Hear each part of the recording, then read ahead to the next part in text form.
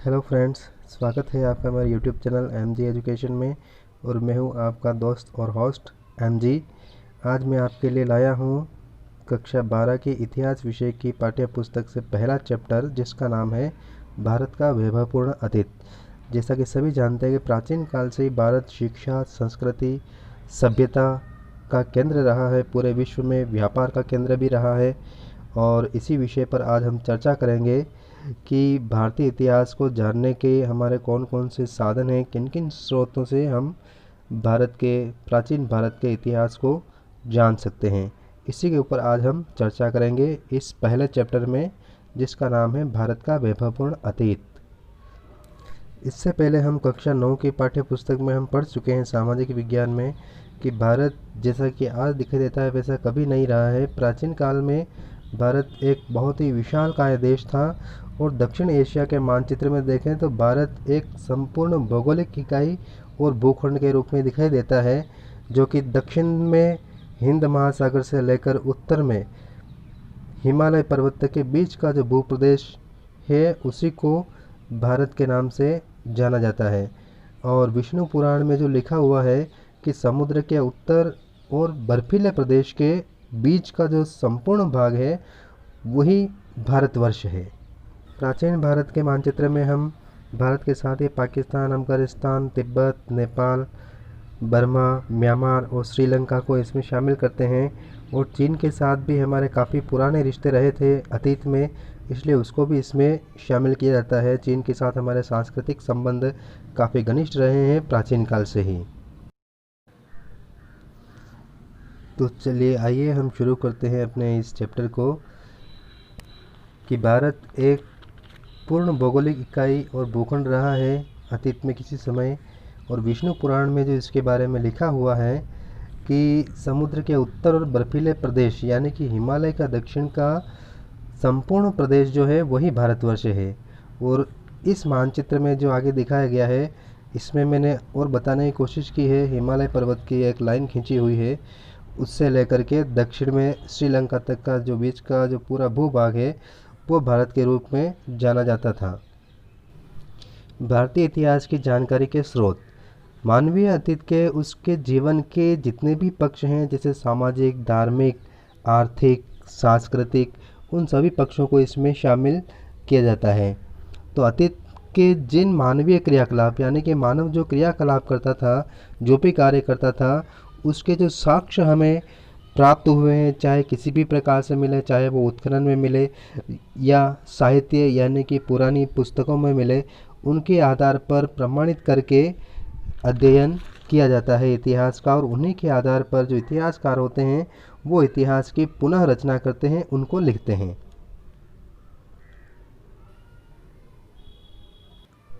तो इतिहास का पता लगाने के स्रोत कौन कौन से हैं, इनका हम वर्गीकरण करते हैं कि किस किस प्रकार से हम यानी किन किन स्रोतों से या जो जरिए हैं हमारे जिनसे हमें इतिहास का पता चलता है उसका हम वर्गीकरण करते हैं।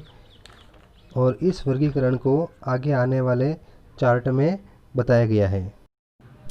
इतिहास के स्रोत को हम मूल रूप से या मुख्य तौर पे हम दो भागों में बांटते हैं, जिसमें पहला साहित्यिक स्रोत आता है और दूसरा पुरातात्विक स्रोत आता है। साहित्यिक स्रोतों को वापस फिर से हमने 3 श्रेणियों में विभाजित किया है, जिसमें पहला धार्मिक साहित्य आता है। धार्मिक साहित्य के अंतर्गत ब्राह्मण साहित्य, बौद्ध साहित्य और जैन धर्म के साहित्य को सम्मिलित किया जाता है। फिर दूसरा आता है धर्मेतर साहित्य साहित्यिक स्रोतों में, इसको भी हमने 3 भागों में बांटा है। सबसे पहला इसमें विशुद्ध साहित्यिक ग्रंथ, दूसरा ऐतिहासिक ग्रंथ, तीसरा विदेशी यात्रियों के वृत्तांत यानी कि जो विदेशी यात्री प्राचीन काल में भारत भ्रमण पर आते थे या शिक्षा प्राप्त करने आते थे उनके विवरण है इसमें। तो विदेशी यात्रियों के विवरण को भी हमने वापस 4 भागों में बांटने की कोशिश की है, जिसमें सबसे पहला यूनानी यात्री, फिर तिब्बती यात्री, चीनी यात्री और मुस्लिम यात्री, जो अलग अलग समय में भारत की यात्रा पर आए थे और यहाँ रहने के दौरान, भ्रमण करने के दौरान उन्हें जो अनुभव प्राप्त हुए उन अनुभवों को उन्होंने अपने वृत्तांत के रूप में पुस्तकों में लिखा है। और ब्राह्मण साहित्य को जो हमने वर्गीकृत करने की कोशिश की है, सबसे नीचे इसमें बताया हुआ है ब्राह्मण साहित्य को वेद, आरण्यक, उपनिषद, वेदांग, उपवेद, महाकाव्य, पुराण और स्मृतियाँ, इसमें इनको बांटा गया है। और दूसरा जो इसका स्रोत आता है इतिहास का, वो है पुरातात्विक स्रोत। पुरातात्विक स्रोतों को भी हमने फिर से 6 भागों में विभाजित किया है, जिसमें सबसे पहला उत्खनन से प्राप्त, यानी कि ऐसे साक्ष्य जो हमें खुदाई में मिले हैं, जो चाहे किले, भवन, हवेलियाँ, ये सभी। फिर प्राचीन जो उपकरण थे मानवों के काम में लेने के, औजार, वो सभी इसमें शामिल हैं। फिर दूसरा आता है अभिलेख, जिसको हमने 5 भागों में बांटा है: शिलालेख, स्तंभलेख, गुहालेख, मूर्तिलेख और ताम्रपत्र अभिलेख। तीसरा पुरातात्विक स्रोत जो है वो है सिक्के, मुद्राएं या मोहरें। चौथा स्मारक या भवन। पांचवा मूर्तियां एवं मंदिर। और छठा शैल चित्रकला। इन सब के बारे में आइए हम आगे अब डिटेल में पढ़ते हैं। धार्मिक साहित्य में सबसे पहला जो आता है वो है ब्राह्मण साहित्य। ब्राह्मण साहित्य के अंतर्गत जो सबसे प्राचीन जो निधियाँ हैं भारतीय सभ्यता और इतिहास की, वो है वेद। वेद जो कि आर्यों के द्वारा लिखे हुए हैं, आर्यों की रचना है, और इसमें आर्य सभ्यता और संस्कृति का ज्ञान है, भंडार है ये। और इसकी जो रचना हुई है वो छंदों में हुई है, छंदों में इसको लिखा गया है। मूल रूप से 4 वेद हैं: ऋग्वेद, यजुर्वेद, सामवेद और अथर्ववेद। और इन चारों ही वेदों के वापस 4 भाग हैं: संहिता, ब्राह्मण, आरण्यक और उपनिषद। अब ऋग्वेद की बात करते हैं तो ऋग्वेद सबसे प्राचीन वेद है। इसमें 10 मंडल और 1028 सूत्र। मंडल को आप ऐसे ले सकते हैं जैसे किसी पुस्तक में जो पाठ होते हैं 5, 10, 15, उस तरह से हम मंडल को ले सकते हैं। तो 10 मंडल और 1028 सूक्त हैं। दूसरा यजुर्वेद आता है जो यज्ञों से संबंधित है। कौन कौन से यज्ञ होते हैं, कौन सा यज्ञ किस देवता से संबंधित है, यज्ञ करते समय किन बातों का ध्यान रखा जाएगा, यज्ञ में कौन कौन सी सामग्री हम काम में ले सकते हैं, वो सारी बातें इसमें लिखी हुई होती है। फिर तीसरा इसमें सामवेद। सामवेद आर्यों के द्वारा जो भी गाई जाने वाली सामग्री होती थी, जिसको वो गाते थे, यानी कि संगीत से संबंधित ग्रंथ है ये। चौथा अथर्ववेद आता है। अथर्ववेद औषधि, रोगों के उपचार, फिर सैन्य विज्ञान से संबंधित, यानी कि सेना से संबंधित, जो उस समय सेनाएं होती थी, जैसे हस्ती सेना यानी कि हाथी की सेना, पैदल सेना, घुड़सवार, फिर रथ सेना, वो सभी। तो इनसे संबंधित बातें जो हैं वो इसमें हैं। बात करते हैं हम ब्राह्मण ग्रंथों की। ब्राह्मण ग्रंथ वेदों पर आधारित ही हैं और ये कर्मकांड, यज्ञ और हवन से संबंधित हैं। इसके बाद बात करते हैं आरण्यक की। आरण्यक ऋषि मुनियों द्वारा वनों में रहते हुए, जंगलों में निवास करते हुए धर्म और दर्शन के ऊपर जो उनके विचार थे, वो विचार इसमें उन्होंने संग्रहित किए हैं। दूसरा इसमें उपनिषद आता है। उपनिषद जो होता है जटिल विषय, जो गूढ़ विषय होते हैं, ईश्वर क्या होता है, सत्य क्या होता है, ईश्वर को कैसे प्राप्त किया जाता है, ऐसे जटिल विषय और नैतिक आचरण संबंधी साहित्य होता है। फिर वेदांग। वेदांग 6 वेदांग है, यानी कि जो वेदों के ही अंग है, जो शिक्षा, कल्प, व्याकरण, छंद, निरुक्त और ज्योतिष, ये मुख्य रूप से 6 वेदांग है। फिर बात करते हैं उपवेद की। उपवेद 4 हैं: आयुर्वेद, धनुर्वेद, गंधर्ववेद और शिल्पवेद। आयुर्वेद जो है औषधि और शल्य क्रिया से संबंधित है। धनुर्वेद शस्त्र विद्या और सैन्य विज्ञान से संबंधित है। गंधर्ववेद संगीत कला से संबंधित है। संगीत क्या होता है, संगीत के कितने प्रकार होते हैं, राग वगैरह, ये सभी इसमें आते हैं। और शिल्पवेद शिल्प या वास्तुकला से संबंधित होता है, यानी कि भवन निर्माण से संबंधित है। भवन निर्माण, मूर्ति निर्माण, वो सभी इसमें शामिल होते हैं। ब्राह्मण साहित्य के अंतर्गत अगला जो है हमारा वो है स्मृतियाँ। स्मृतियाँ समाज, धर्म और राजनीति का ज्ञान इसमें होता है। और स्मृतियों में जैसे उदाहरण के रूप में देखा जाए जैसे मनुस्मृति, और इसके अतिरिक्त याज्ञवल्क्य स्मृति, ये सभी इसमें हैं। इसके बाद महाकाव्य, जो कि भारतीय इतिहास में 2 महाकाव्य काफ़ी प्रसिद्ध हैं। 2 ही महाकाव्य हैं, रामायण और महाभारत। रामायण जो कि भगवान राम से संबंधित है, और महाभारत के युद्ध भगवान कृष्ण से संबंधित है। फिर इसके बाद पुराण आता है। पुराण कुल 18 पुराण हैं, और इसमें जब मुख्य रूप से जिन पुराणों के नाम लिए जाते हैं उनमें मार्कंडेय पुराण, विष्णु पुराण, गरुड़ पुराण, भागवत पुराण, मत्स्य पुराण आदि मुख्य रूप से इसमें नाम लिए जाते हैं। और पुराणों में जो जानकारी पाई जाती है वो सांस्कृतिक इतिहास के संबंध है, यानी कि भारत का जो सांस्कृतिक इतिहास है उसकी जानकारी इसमें हमें मिलती है।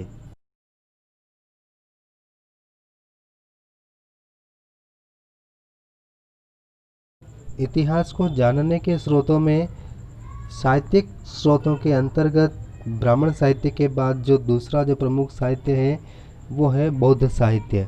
बौद्ध साहित्य में मुख्य रूप से नाम लिया जाता है पिटक ग्रंथों का, जो कि बौद्ध विद्वानों और धर्मगुरुओं द्वारा लिखा गया था। प्राचीन ग्रंथ त्रिपिटक कहे जाते हैं। त्रिपिटक मुख्य रूप से तीन हैं, पहला सुत्त पिटक, दूसरा विनय पिटक और तीसरा अभिधम्म पिटक। और यह पिटक बौद्ध भिक्षुओं तथा गृहस्थ यानी कि जो बौद्ध साधु होते थे उनके बारे में और जो गृहस्थ लोग होते थे उनके बारे में, उनके आचरण और उनके नियमों से संबंधित थे, यानी कि उनके आचरण के नियम कौन कौन से नियमों का उनको पालन करना पड़ेगा, वो सारी बातें इसमें लिखी हुई होती है। बौद्ध साहित्य के अंतर्गत पिटकों के बाद जो दूसरा आता है वो है जातक कथाएं। जातक कथाएं क्या होती है? बुद्ध के पूर्व जन्म यानी कि जितने भी उनके पूर्व जन्म थे बुद्ध के, उन सभी पूर्व जन्म की कथाओं का इसमें संग्रह है और इनकी संख्या कुल 549 है, 549। इसके बाद पाली भाषा में भी साहित्य लिखा गया है बौद्ध धर्म का, जिसमें नाम लिया जाता है जैसे मिलिंद पन्हो। मिलिंद पन्हो में यूनानी शासक मिनांडर और बौद्ध भिक्षु जिसका नाम था नागार्जुन, उनके बीच हुई वार्ता का यह संग्रह है। इसके बाद दीपवंश और महावंश, इन दो ग्रंथों में सिंहल द्वीप का इतिहास है। सिंहल द्वीप जिसको कि जैसे श्रीलंका कहा जाता है, उसका इतिहास इसमें है। फिर आता है संस्कृत में लिखा हुआ साहित्य जो बौद्ध धर्म का है, वो भी हमारे लिए ऐतिहासिक सामग्री का भरपूर भंडार है, संग्रह है। और इनका यानी कि संस्कृत में जो साहित्य रचा गया या फिर बौद्ध साहित्य जितना भी है, पिटक के बारे में, जातक कथाएं, इन सभी का तिब्बत, चीन और जापान में वहाँ के लोगों द्वारा या जो विदेशी यात्री अपने यहाँ पर आए थे भारत भ्रमण के लिए, शिक्षा के लिए, उन्होंने इन ग्रंथों का अपनी भाषा में, अपने देश की भाषा में अनुवाद किया। इसके बाद हम बात करते हैं महावस्तु की। महावस्तु बुद्ध के जीवन चरित्र पर आधारित है। ललित विस्तार, ललित विस्तार बुद्ध द्वारा अपने जीवन काल में जो भी कार्य किए गए उन पर आधारित हैं। इनके अलावा अश्वघोष जैसे विद्वान द्वारा लिखी हुई पुस्तक बुद्ध चरित्र, फिर सौंदर्यानंद काव्य, मंजूश्री, मूलकल्प, इन तीनों ही पुस्तकों में बुद्ध के जीवन चरित्र और ऐतिहासिक जानकारी के स्रोत संग्रहित है। इसके बाद बात करते हैं दिव्यावदान की, जो कि सत्कर्म और विरोचित कार्यों का इसमें वर्णन किया गया है। साहित्यिक स्रोतों में ब्राह्मण साहित्य, बौद्ध साहित्य के बाद तीसरे स्थान पर आता है जैन साहित्य। जैन साहित्य लिखा गया है 4वीं सदी ईस्वी पूर्व से लेकर के 6वीं शताब्दी तक लिखा गया था। ऐतिहासिक जानकारी का स्रोत भी है ये, और अधिकांश जो इसको लिखा गया है प्राकृत भाषा में लिखा गया है। जैन साहित्य के अंतर्गत नाम लिया जाता है आगम साहित्य का, जिसकी रचना अलग अलग जैन संगीतियों में विभिन्न व्यक्तियों के द्वारा और जैन साधुओं के द्वारा इसकी रचना की गई, महापुरुषों के द्वारा इसकी रचना की गई। और आगम ग्रंथों के अलावा कथा कोश भी है, भद्रबाहु चरित्र, कल्पसूत्र, भगवती सूत्र और आचारांग सूत्र भी जैन धर्म के प्रमुख ग्रंथ हैं। इसके अतिरिक्त परिशिष्ट पर्व, इस पुस्तक में राजाओं और जैन मुनियों के बीच के संबंधों की जानकारी मिलती है। भद्रबाहु चरित्र में जो जैन मुनि हैं थे भद्रबाहु और चंद्रगुप्त मौर्य, जो कि भारत का जो सबसे पहला साम्राज्य था मौर्य साम्राज्य, उसके प्रथम शासक थे चंद्रगुप्त मौर्य, और भद्रबाहु के बारे में जानकारी मिलती है। और इन्हीं के प्रभाव में आकर के चंद्रगुप्त ने अपने अंतिम समय में जैन धर्म ग्रहण किया था।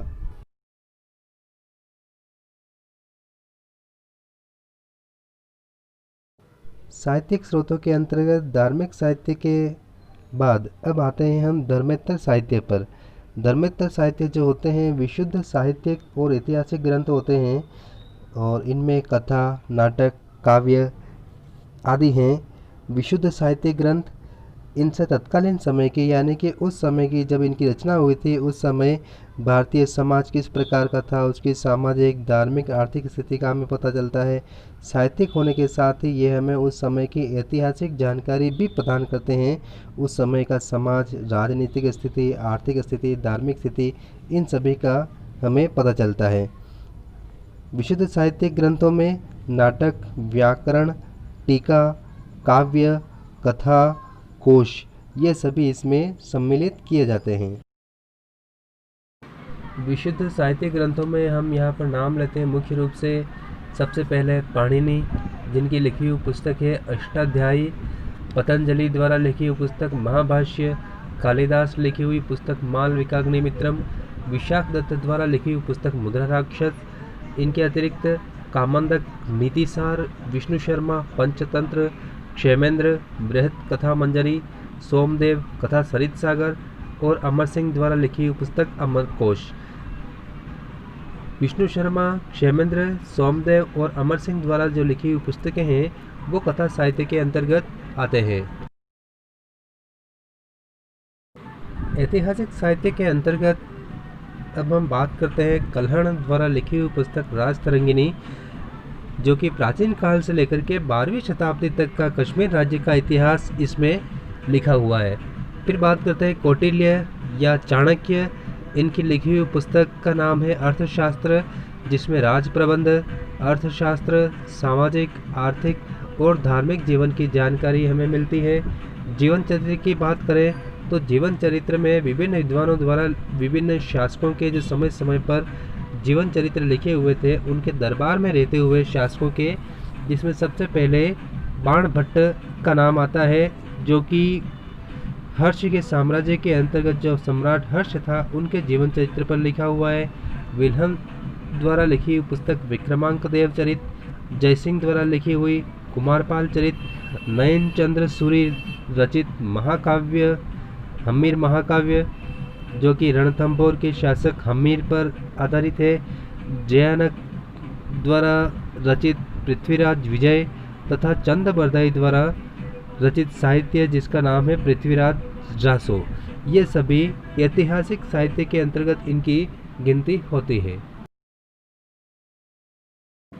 धार्मिक साहित्य, विशुद्ध धार्मिक साहित्य, ऐतिहासिक साहित्य के बाद अब हम बात करते हैं अन्य क्षेत्रीय साहित्य के बारे में। अन्य क्षेत्रीय साहित्य देश में अलग अलग स्थानों में, अलग अलग क्षेत्रों में वहाँ की स्थानीय भाषाओं में लिखे गए थे। अब इन्हें में हम सबसे पहले बात करते हैं दक्षिण भारत में लिखे हुए संगम साहित्य के बारे में, जो कि तमिल भाषा में लिखा हुआ है। संगम साहित्य चोल और पल्लव राजाओं की जानकारी का मुख्य स्रोत है ये, जिसकी रचना महर्षि अगस्त्य के द्वारा की गई थी। इसके बाद बात करते हैं हम राजस्थानी भाषा साहित्य की।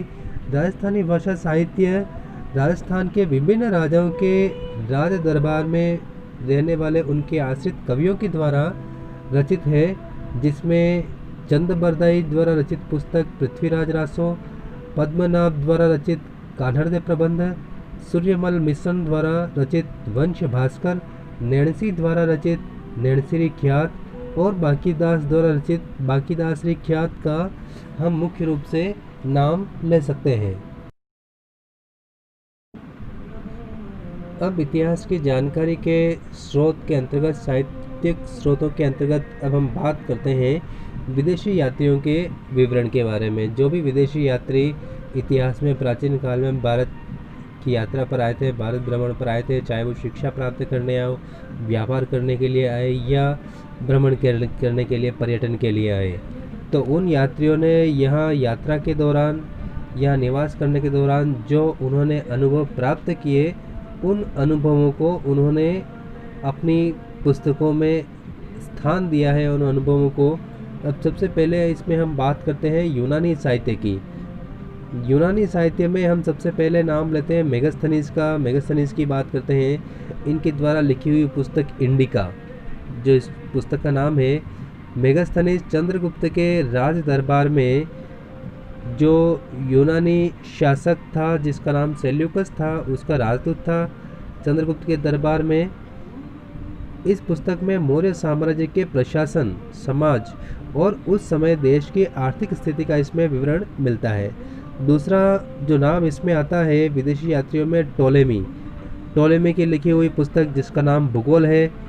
इसके बाद पेरिप्लस ऑफ द एरिथ्रियन, जिसमें बंदरगाहों और व्यापार पर लिखी हुई पुस्तक है ये। इसके बाद चीनी विवरण की बात करते हैं। जो चीनी यात्री प्राचीन काल में भारत की यात्रा पर आए, उनके द्वारा लिखा हुआ साहित्य, जिसमें भारत में उस समय शिक्षा, संस्कृति, समाज की जो स्थिति थी उसकी जानकारी का ये एक प्रमुख स्रोत है हमारे लिए। विदेशी चीनी यात्रियों में जो नाम आता है उसमें फाहियान गुप्त शासक चंद्रगुप्त द्वितीय के समय में भारत आया था। इसके बाद बात करते हैं वेनसांग की। वेनसांग जिसे यात्रियों का राजकुमार भी कहा जाता है, इसने नालंदा यूनिवर्सिटी में ही शिक्षा प्राप्त की थी। हर्षवर्धन के समय में ये भारत आया था और इसने एक पुस्तक लिखी थी जिसका नाम है सेयुकी। इस पुस्तक में उसने हर्ष के समय यानी कि तत्कालीन समय की ऐतिहासिक जानकारी हमें इसकी पुस्तक से प्राप्त होती है। इसके बाद तीसरा यात्री जिसका नाम था चीनी यात्री इत्सिंग, जो 7वीं शताब्दी में भारत आया था।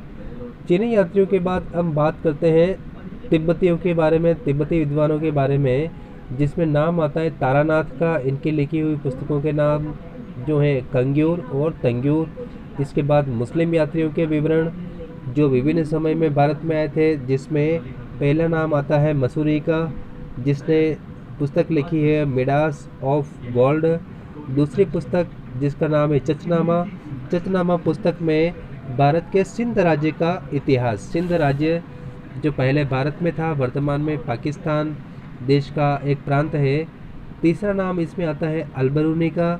अलबरूनी ने जो पुस्तक लिखी थी उसका नाम तारीख हिंद है। ये संस्कृत का भी विद्वान था, संस्कृत की शिक्षा प्राप्त की थी, इसने वेदों का अध्ययन किया था और अपनी पुस्तक जिसका नाम तारीख हिंद है इसकी, उसमें इसने भारतीय संस्कृति और समाज के बारे में जो कुछ भी लिखा है उसकी जानकारी हमें इससे प्राप्त होती है। तो चलिए अब हम बात करते हैं वंशावलियों के बारे में। वंशावली लेखन यानी कि वंश लेखन की परंपरा भारत में प्राचीन काल से चली आ रही है, वैदिक काल से चली आ रही है। इसमें व्यक्ति इतिहास, जाति वर्ग के लोगों की उत्पत्ति यानी कि व्यक्तियों की जाति या व्यक्तियों की उत्पत्ति किस महापुरुष से हुई है या किस देवता से हुई है उसकी बारे में पता चलता है। तो इसमें सृष्टि के प्रारंभ से लेकर वर्तमान तक व्यक्ति के पूर्वज, उनके वंश के इतिहास के सामाजिक, आर्थिक, राजनीतिक और धार्मिक घटनाओं का वर्णन करते हुए लिखे जाते हैं। और ये कार्य जो करते हैं उनमें खास तौर से बड़वा, रावजी, भाट, तीर्थ पुरोहित और पंडों के द्वारा ये कार्य किया जाता है। वंशावलियों का महत्व की बात करें तो सबसे पहला जो इसका महत्व है कि पुरोहितों द्वारा जो भी वंशावलियाँ लिखी जाती थी, आज भी लिखी जाती है, वो कानूनी दृष्टि से मान्य है। इसका मतलब कोर्ट में वो मान्य होती है। इसका उद्देश्य होता है रिकॉर्ड रखना। अक्षरों के साथ चिन्हों का प्रयोग भी इसमें किया जाता है। दूसरा जो महत्व है इसका, इतिहास लेखन में और ऐतिहासिक घटनाओं के अध्ययन करने के लिए भी ये काफ़ी उपयोगी है। तीसरी बात, व्यक्तिगत, जातिगत और सामाजिक इतिहास एवं घटनाएं, उनकी उत्पत्ति और महापुरुषों के बारे में पता चलता है। इसका प्रारंभ वैदिक काल में समाज को संगठित और व्यवस्थित करने के उद्देश्य से वैदिक आर्यों द्वारा प्रारंभ किया गया था। चौथा जो है कि समाज के आर्थिक जीवन और उनके व्यवसाय की जानकारी मिलती है कि कोई जाति कोई व्यवसाय करती है तो वो व्यवसाय करने के पीछे क्या कारण है इसका पता चलता है, या उस व्यवसाय का प्रारंभ उस जाति में कब से हुआ, क्यों हुआ, इसकी जानकारी मिलती है। पांचवा, वंशावलियाँ जो लिखी जाती थी तो उसमें लेखक द्वारा एक निश्चित समय तक यानी कि जितना टाइम लगता था वंशावली लिखने में, उस समय तक व्यक्ति के निवास स्थान पर रह कर के लिखने से उसमें यथार्थता आती है। वो उसमें कोई भी गलत बात नहीं लिख सकता था, क्योंकि जिसका वंश लेखन किया जा रहा है वो व्यक्ति उसके पास रहता था।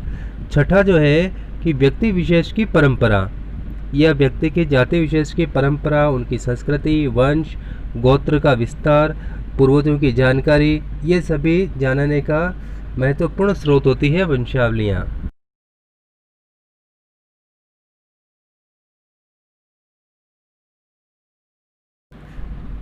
भारतीय इतिहास की जानकारी के स्रोतों में साहित्यिक स्रोतों के बाद जो दूसरा जो तत्व होता है वो है पुरातात्विक स्रोत, यानी कि भारतीय इतिहास की जानकारी के पुरातात्विक स्रोत। इनको 6 भागों में बांटा गया है। इसको हम पहले देख चुके हैं कौन कौन से भाग हैं, फिर से देख लेते हैं। सबसे पहला उत्खनन से प्राप्त अवशेष, उत्खनन यानी कि खुदाई में जो अवशेष ज़मीन के नीचे से निकले हैं वो। दूसरा आता है अभिलेख जो 5 प्रकार के हैं, शिलालेख, स्तंभलेख, गुहालेख, मूर्तिलेख और ताम्रपत्र अभिलेख। तीसरा आता है सिक्के, मोहरें और मुद्राएं। चौथा स्मारक, पांचवा मूर्तियां एवं मंदिर, और छठा जो आता है वो है शैल चित्रकला और भित्ति चित्र।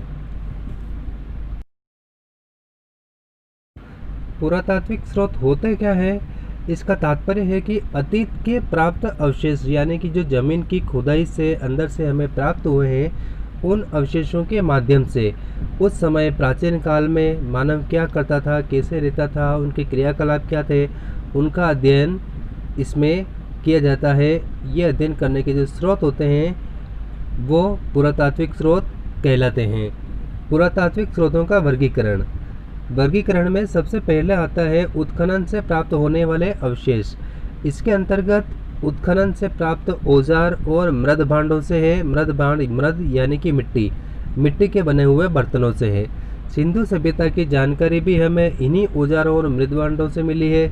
मानव इतिहास के प्रारंभिक पाषाण उपकरण भी हमें प्राप्त हुए हैं, यानी कि पाषाण काल में मनुष्य जिन उपकरणों का प्रयोग करता था, ज़्यादातर उपकरण लकड़ी और पत्थरों के बने होते थे, तो पत्थरों के उपकरण जो हैं औजार हमें प्राप्त हुए हैं। प्राचीन भारत में 4 तरह की मृदभांड संस्कृतियाँ विद्यमान थी। चारों कौन कौन सी है? सबसे पहला गेरुए रंग युक्त मृदभांड संस्कृति, यानी जो मृदभांड होते थे वो गेरुए रंग से बने होते थे। दूसरा काले और लाल रंग वाली मृदभांड संस्कृति, यानी कि मिट्टी के बर्तनों पर काला रंग और लाल रंग का लेप चढ़ाया जाता था। तीसरा चित्रित स्लेटी रंग मृदभांड संस्कृति, यानी कि बर्तनों को चित्रित किया जाता था और ये होते थे स्लेटी रंग के। और चौथा जो है उत्तरी काली चमकीली मृदभांड संस्कृति। उत्तरी यानी कि सबसे बाद में जो मृदभांड प्राप्त हुए हैं, यानी कि आधुनिकतम मृदभांड, वो काली चमकीली सतह होती थी उनकी, तो ये वाली संस्कृति है। अभिलेख पुरातात्विक स्रोतों में इनका महत्वपूर्ण स्थान होता है और इन अभिलेखों में वो अभिलेख जिनके ऊपर तिथियां अंकित होती थी, तो तिथि अंकित होने की वजह से और समसामयिक होने से इनका ऐतिहासिक महत्व काफ़ी अधिक है। इनसे विभिन्न शासकों के तिथिक्रम कि वो शासक कब हुए थे, फिर उनकी उपलब्धियां, उन्होंने कौन कौन से कार्य करवाए थे, ठीक है ना, तो उनकी जानकारी का स्रोत है। इनमें शासकों के नाम, उनका वंश, तिथि यानी कब से कब तक वो शासक रहे थे, फिर उनके द्वारा किए जाने वाले कार्य, और समसामयिक जानकारी यानी कि उनके समय में और कौन कौन सी घटनाएं हुई थी, उनकी जानकारी भी हमें इनसे मिलती है। प्रमुख अभिलेखों में अशोक के अभिलेख, खारवेल का जो कलिंग नरेश खारवेल जो था उसका हाथी गुम्फा का अभिलेख, फिर नासिक अभिलेख और प्रशाक प्रशस्ति लेख प्रमुख हैं। अब बात करते हैं सबसे पहले हम अशोक के अभिलेखों की। तो अशोक के अभिलेख जो अभी तक हमें प्राप्त हुए हैं उत्खनन में, उनकी भाषा खरोष्ठी थी और लिपि ब्राह्मी पाई गई है। अशोक के शिलालेख, स्तंभलेख और गुहालेख तीनों प्रकार के अभिलेख प्राप्त हुए हैं हमें। और ये जो अभिलेख बनाए जाते थे काफ़ी बड़े होते थे और कलात्मक होते थे। कलात्मक स्तंभों पर और शिलाओं पर उत्कीर्ण करके किया जाता था। शिलाओं पर यानी कि चट्टानों के ऊपर उत्कीर्ण किया जाता था इनको। दूसरा है इसमें स्तंभ लेख। स्तंभ लेख में अशोक के स्तंभ लेख, स्कंदगुप्त जो गुप्त शासक था उसका भित्री गांव का स्तंभ लेख जो भित्री गांव से प्राप्त हुआ है। फिर समुद्रगुप्त का प्रयाग प्रशस्ति स्तंभ। ताम्रलेख। ताम्रलेख गुप्त शासकों के समय में ताम्रलेख काफ़ी अधिक मात्रा में बनाए गए थे, तो ये गुप्त शासकों की जानकारी का स्रोत है और इसमें भी खास तौर से प्रभावती गुप्ता का ताम्रलेख प्रमुख रूप से है। फिर बात करते हैं गुहा लेख की, तो गुहा लेख के अंतर्गत अशोक द्वारा बनवाया गया बाराबर गुफा का गुहा लेख। गुहा लेख यानी कि ऐसे लेख जो गुफाओं में लिखे गए। इसके बाद मूर्ति लेख, जो कि मूर्तियों के शीर्ष भाग में यानी कि ऊपरी भाग में या अधोभाग में यानी कि मूर्तियों के नीचे चरणों की तरफ शासकों के लेख पाए गए हैं। इन अभिलेखों से शासकों के बारे में यानी कि राजाओं के बारे में, फिर उनके समय की राजनीतिक, धार्मिक, सामाजिक, आर्थिक स्थिति की जानकारी हमें प्राप्त होती है। इतिहास का पता लगाने में पुरातात्विक स्रोतों के अंतर्गत सिक्के, मुद्राएं और मोहरों का भी बहुत ही महत्वपूर्ण स्थान है। प्राचीन भारत के इतिहास के ये एक महत्वपूर्ण स्रोत है। इनसे हमें शासकों के नाम, वंश, तिथि, धर्म, कला व रुचियों के बारे में जानकारी मिलती है। उदाहरण के लिए हम देखें तो समुद्रगुप्त के सिक्के जो हमें प्राप्त हुए हैं, उन सिक्कों के ऊपर समुद्रगुप्त की वीणा वादक छवि और व्याघ्रहंता की छवि यानी कि चित्र बने हुए हैं और इन चित्रों से हमें समुद्रगुप्त की संगीत के प्रति रुचि और उसकी वीरता के गुणों का हमें पता चलता है। दूसरा, इसमें कुमारगुप्त के जो सिक्के प्राप्त हुए हैं उनके ऊपर कार्तिकेय के चित्र बने हुए हैं। कार्तिकेय जो भगवान शिव के पुत्र हैं उनके चित्र बने हुए हैं। तो इससे हमें क्या पता चलता है कि उनका धर्म क्या था, यानी कि कुमारगुप्त जो है वो शैव धर्म का अनुयायी था। यह उसके सिक्कों से पता चलता है। इन सिक्कों से शासकों के राज्य विस्तार, आर्थिक, धार्मिक, कला, व्यापार आदि स्थिति की जानकारी मिलती है। सिक्के सोने, चांदी, तांबे और कांसे की जो धातु थी उनसे बनते थे। और प्रारंभिक सिक्कों की बात की जाए तो वो आहत या पंचमार्क होते थे, यानी कि उनका कोई एक साइज नहीं था, अलग अलग साइज के होते थे। इसलिए अब इसमें हम बात करें कि शासकों के राज्य विस्तार, यानी कि पूरे देश में जहाँ जहाँ से एक ही प्रकार के सिक्के मिलते हैं तो इसका मतलब उस राजा का शासन उन क्षेत्रों तक विस्तृत था। और व्यापार की हम बात करें तो अगर मान लिया जाए भारत में जो सिक्के मिले हैं वही सिक्के अगर किसी दूसरे देश या पड़ोसी देश में पाए जाते हैं तो इससे हमें ये पता चलता है कि भारत का व्यापार उन देशों के साथ था। फिर धार्मिक स्थिति, अगर सिक्कों के ऊपर देवी देवताओं के चित्र बने होते थे तो इसका मतलब उसकी धर्म के प्रति रुचि थी।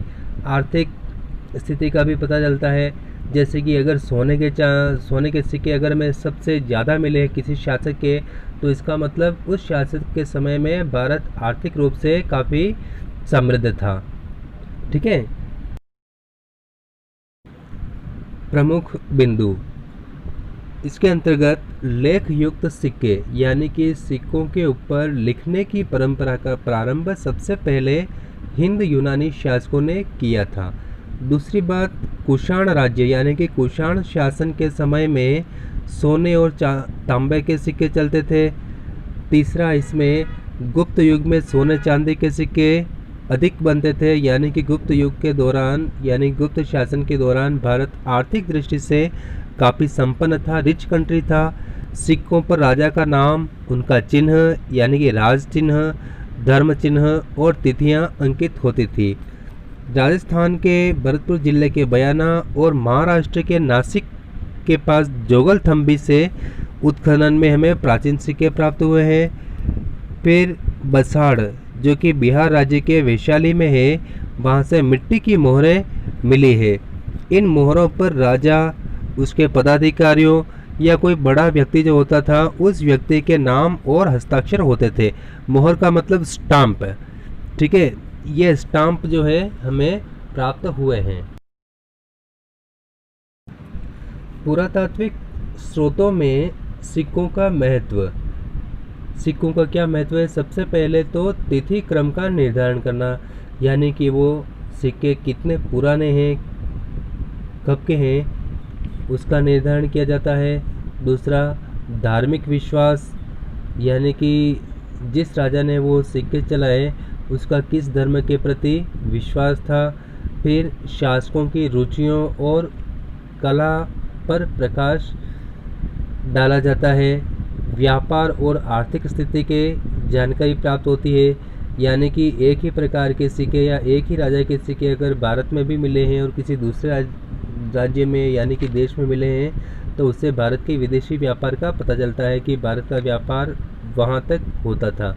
फिर राज्य और साम्राज्य विस्तार की जानकारी, यानी कि एक ही राजा के सिक्के अगर भारत के अलग अलग क्षेत्रों में पाए जाते हैं तो जिन क्षेत्रों तक वो सिक्के मिलते हैं एक ही प्रकार के, उससे पता चलता है कि उस राजा का राज्य उन सीमाओं तक फैला हुआ था।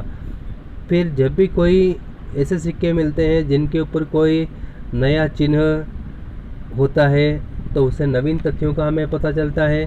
फिर शासकों की रुचियों और उनके व्यक्तित्व के बारे में भी हमें पता चलता है।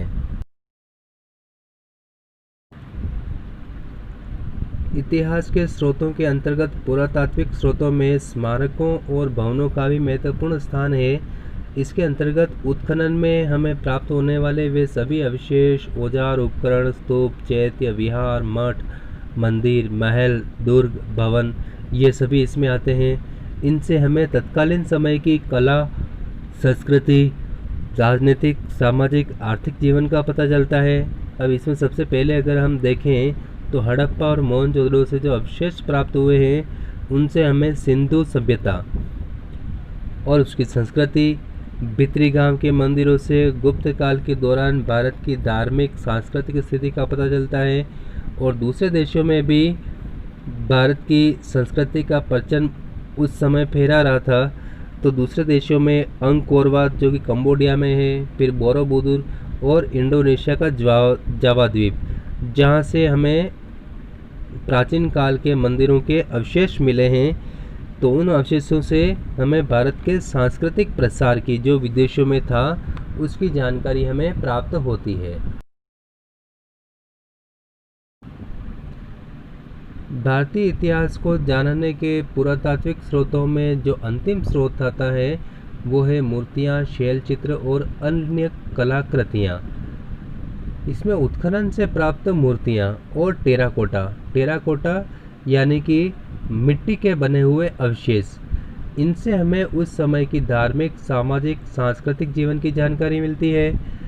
अब कलाओं की बात करें तो सबसे प्राचीन कला जो है वो है चित्रकला। जब मानवों को लिखना नहीं आता था, पढ़ना नहीं आता था, ठीक है ना, तो उस समय भी वो अपनी भावनाओं को प्रदर्शित करते थे और उनकी भावनाओं को प्रदर्शित करने का माध्यम होता था चित्रकला।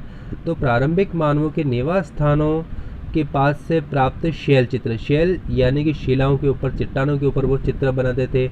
उनसे मानव जीवन के विभिन्न पक्षों, धार्मिक, सामाजिक, सांस्कृतिक की अभिव्यक्ति होती है, यानी कि हमें उनके जीवन के इन पक्षों का पता चलता है। शैल चित्र जो हमें प्राप्त हुए हैं दक्षिणी पूर्वी राजस्थान यानी कि चंबल नदी के किनारे, फिर शेखावाटी, भीमबेटका मध्य प्रदेश तथा अजंता से प्राप्त शैल चित्र इसमें प्रमुख हैं। इसके अलावा ऐतिहासिक जानकारी के स्रोतों में भित्ति चित्रों का भी महत्वपूर्ण स्थान होता है। भित्ति का मतलब होता है दीवार, यानी कि भवनों की दीवारों पर कलात्मक तरीके से चित्र बनाए जाते थे और उन चित्रों के माध्यम से कुछ न कुछ संदेश, मैसेज देने का कार्य इसमें किया जाता था। इससे हमें उनकी कला के बारे में, कला के प्रति रुचि के बारे में पता चलता है। तो इन्हें दीवारों पर उत्कीर्ण किया जाता था। ये भित्ति चित्र दुर्ग, प्रासाद यानी कि महल और प्राचीन भवनों की दीवारों के ऊपर बनाए जाते थे।